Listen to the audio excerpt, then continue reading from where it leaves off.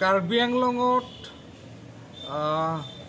PGR VGR অঞ্চলসমূহত বেদখল কৰা বহিৰাগত বিহাৰী মানুহে ভূমিপুত্ৰ কাৰ্বি লোকসকলক তুচ্ছ তাচ্ছিল্য কৰিলে, চাইনিজ বুলি অপমানসূচক মন্তব্য কৰিলে। তথাপিও ইমান ভয়ংকৰ হিংসাত্মক ঘটনা সংঘটিত হ'ল। তথাপিও অসমৰ মুখ্যমন্ত্ৰী হিমন্ত বিশ্ব শৰ্মাই কোনো ধৰণৰ আচলতে এই কাৰ্বি আংলঙৰ 6 শিডিউল এৰিয়াত বেদখল কৰা বিহাৰী হিন্দীভাষী লোকসকলক কোনো ধৰণৰ হুংকাৰ প্ৰদান কৰা আমি দেখিবলৈ পোৱা নাই, কোনো ধৰণৰ হকিয়ানি প্ৰদান কৰা আমি দেখিবলৈ পোৱা নাই। যোৱাকালি কাৰ্বিসকলৰ প্ৰতিনিধিৰ সৈতে বৈঠকত মিলিত হোৱাৰ অন্তত মুখ্যমন্ত্ৰী হিমন্ত বিশ্ব শৰ্মাই কৈছে যে কাৰ্বি লোকসকলৰ লগত হেনো হিমন্ত বিশ্ব শৰ্মা কাৰ্বি জনজাতি লোকসকলৰ লগত হেনো আছে। মানে কাৰ্বি লোকসকলৰ লগত হিমন্ত বিশ্ব শৰ্মা আছে, ইমান দিন নাছিলে। ইমান দিন বহিৰাগত হিন্দীভাষী বিহাৰী লোকসকলৰ লগত হিমন্ত বিশ্ব শৰ্মা আছিল।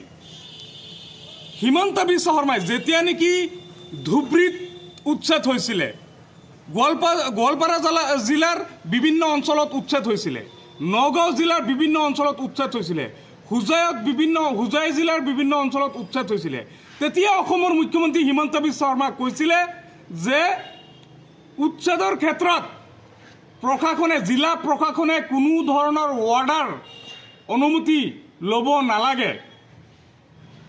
জিলা প্ৰশাসনৰ ডিচিসকলক চৰকাৰৰ ফালৰ পৰা মুখ্যমন্ত্ৰী হিমন্ত বিশ্ব শৰ্মাৰ ফালৰ পৰা ইনষ্ট্ৰাকশ্যন দিয়া আছে, য'ত ইলিগেল আছে, য'ত চৰকাৰী মাটিত মানুহে বসবাস কৰি আছে, তাত উচ্ছেদ কৰিব লাগে, চৰকাৰে গাড়ীৰ তেলৰ ব্যৱস্থা দিব। কিন্তু এই কথাটো ধুবুৰী জিলাৰ সাধাৰণ চৰকাৰী মাটি, গোৱালপাৰা জিলাৰ সাধাৰণ চৰকাৰী মাটি, নগাঁও জিলাৰ সাধাৰণ চৰকাৰী মাটিত বসবাস কৰা লোকসকলৰ ক্ষেত্ৰত প্ৰযোজ্য হয়। কিন্তু 6 শিডিউল এৰিয়াত পিজিআৰ ভিজিআৰ অঞ্চল, য'ত আইনমতে মানুহ থাকিবই নোৱাৰে, পিজিআৰ ভিজিআৰ অঞ্চলত আইনমতে মানুহ থাকিবই নোৱাৰে, তেনেকুৱা পিজিআৰ ভিজিআৰ অঞ্চলত 6 শিডিউল এৰিয়াত কিয় প্ৰযোজ্য নহয়? এই কথাটো যদি ধুবুৰী, গোৱালপাৰা, নগাঁৱত প্ৰযোজ্য হয়, তেনেহ'লে কাৰ্বি ভাইসকলৰ ক্ষেত্ৰত কিয় ইনজাষ্টিছ কৰিছে অসমৰ মুখ্যমন্ত্ৰী হিমন্ত বিশ্ব শৰ্মাই? আচলতে অসমৰ মুখ্যমন্ত্ৰী হিমন্ত বিশ্ব শৰ্মাই উচ্ছেদৰ নামত আচলতে সংখ্যালঘু মানুহক উচ্ছেদ কৰি এটা হিন্দু মুছলমানৰ মাজত ভেদাভেদ সৃষ্টি কৰি, নেৰেটিভ সৃষ্টি কৰি, কেৱল মাত্ৰ ৰাজনৈতিক মুনাফাৰ বাবে, কেৱল মাত্ৰ তেওঁৰ পাব্লিচিটিৰ বাবে আচলতে এনেকুৱা কৰিছে।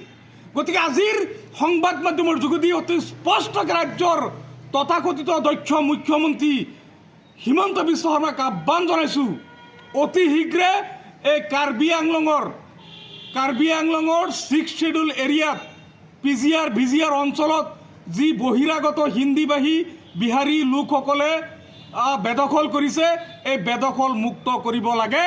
আৰু 1951 চনৰ পৰা আজি 2025লৈকে যিমান ট্ৰেড লাইচেঞ্চ তেওঁলোকক দিয়া হৈছে, সকলো ট্ৰেড লাইচেঞ্চ বাতিল হ'ব লাগিব। আৰু ট্ৰেড লাইচেঞ্চ মুখ্যমন্ত্ৰী হিমন্ত বিশ্ব শৰ্মা যদিও কৈছে ট্ৰেড লাইচেঞ্চ বাতিল কৰিব, আজি ট্ৰেড লাইচেঞ্চ বাতিল কৰি কাইলৈ মানে আগফালেদি ট্ৰেড লাইচেঞ্চ বাতিল কৰি পিছফালেদি মোটা অংকৰ ধন লৈ এজন দুজনকৈ ট্ৰেড লাইচেঞ্চ যাতে আকৌ পুনৰ দিয়া নহয়, এই ক্ষেত্ৰত আমি ছাত্ৰ মুক্তি সংগ্ৰাম সমিতিয়ে নজৰ ৰাখিম। এয়া কেতিয়াও হ'বলৈ দিয়া নহ'ব।